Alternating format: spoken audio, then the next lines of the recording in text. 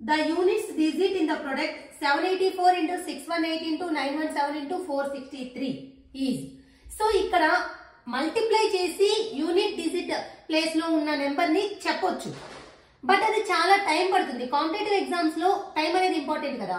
So ఏదైనా మనకి unit digit కావాలన్నప్పుడు ఈ ప్లేస్ లో ఉన్న నెంబర్స్ ని మల్టిప్లై చేస్తే లాస్ట్ డిజిట్ ఏది వస్తే యూనిట్ ప్లేస్ లో అదే అనమాట.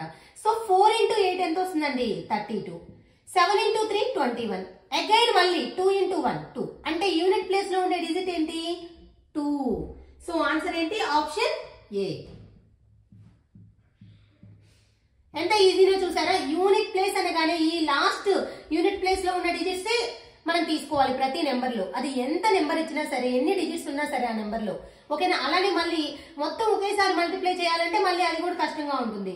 అందుకని నేను ఫస్ట్ ఈ నెంబర్స్ లో ఉన్న యూనిట్ ప్లేస్ లో ఉన్న డిజిట్స్ ని మల్టిప్లై చేశాను, ఈ నెంబర్స్ లో ఉన్న యూనిట్ ప్లేస్ లో ఉన్న డిజిట్స్ ని మల్టిప్లై చేశాను. అగైన్ మనకి యూనిట్ ప్లేస్ లోదే కావాలన్నమాట. 1 into 2 2. ఓకే, సో అలా చూసుకోవాలి.